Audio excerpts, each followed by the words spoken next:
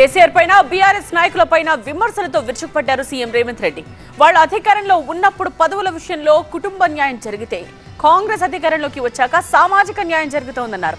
తెలంగాణ యోధుడు సర్బాయి పాపన్న గౌడ్ విగ్రహాన్ని ఆవిష్కరించిన సీఎం కేటీఆర్, హరీష్ రావులు ప్రభుత్వంపై తప్పుడు ప్రచారం చేస్తూ చేతబడులు చేస్తున్నారని మండిపడ్డారు.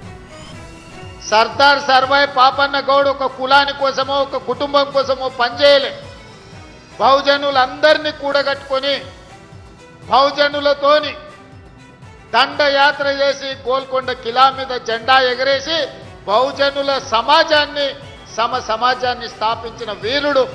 మహారాష్ట్రలో ఒక ఛత్రపతి శివాజీ విగ్రహాన్ని పెట్టుకోవడానికి మరాఠీలు ఎంత ప్రాధాన్యత ఇస్తారో తెలంగాణ రాష్ట్ర బిడ్డలు కూడా వీరుడైన సర్దార్ సర్బాయి పాపన్న గౌడ్ విగ్రహాన్ని కూడా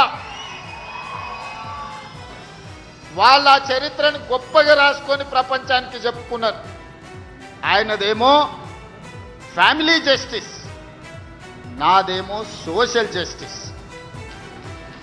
సోదరులారా, అది దొరల న్యాయం, నాది సామాజిక న్యాయం. ఆయన ముఖ్యమంత్రి అయితే దయాకరావుని మంత్రిని చేసుకున్నాడు. నేను ముఖ్యమంత్రి అయితే అట్లూరు లక్ష్మణ్ వేదిక మీదనే ఉన్నట్టు మా సోదరిని ఈరోజు దళిత బిడ్డను ఇలా మనం మంత్రిగా చేసుకున్నాం.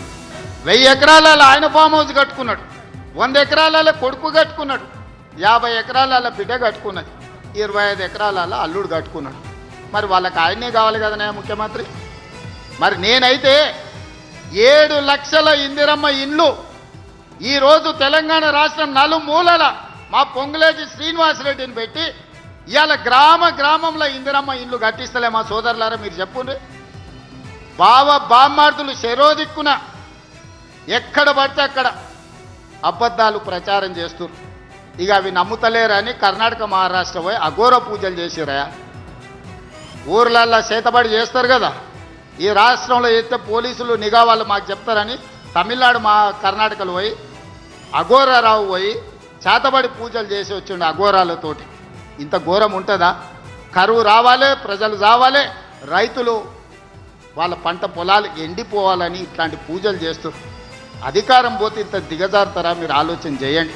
అంటే 8,11,000 కోట్ల రూపాయల అప్పు ఉంది. ఈ అప్పే మా ప్రాణానికి పెద్ద ముప్పు అయింది, తెలంగాణ ప్రాణానికి. సంవత్సరం తిరిగితే బట్టి విక్రమార్క గారు తిన్నా తినకపోయినా ఓ పూట ఉపాసం పడినైనా 75,000 కోట్ల రూపాయలు అసలు మిత్తి కట్టాల్సి వస్తుంది కేసీఆర్ గారు చేసిన అప్పులకు తప్పులకు.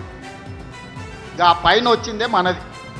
చేపలు, బర్రెలు, చెప్పులు, లేకపోతే చెట్లు, లేకపోతే మిగతా వృత్తులు మనల్ని చేసుకోమన్నారు.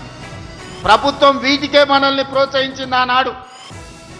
రాజ్యాలు మాత్రం మనము బర్రెలు గొర్రెలు పెంచుకొని చేపలు పట్టుకొని చెప్పులు కుట్టుకొని చెట్లు గీసుకుంటుంటే మనమందరం ఈ పని చేస్తే వాళ్ళ పిల్లలు రాజ్యాలు వెళ్తారని ఆనాటి ప్రభుత్వం చెప్పింది. నాది మహేష్ గౌడ్ కాంబినేషన్ 2023 కాదు 2029లో మళ్ళీ ఇక్కడ ప్రభుత్వాన్ని ఏర్పాటు చేస్తాం. ఆనాడు డిఎస్ వైఎస్ ఏ విధంగా అయితే 10 సంవత్సరాలు ప్రభుత్వాన్ని 2 సార్లు అధికారంలోకి తెచ్చిండ్రో తప్పకుండా అధికారంలోకి తెస్తాం.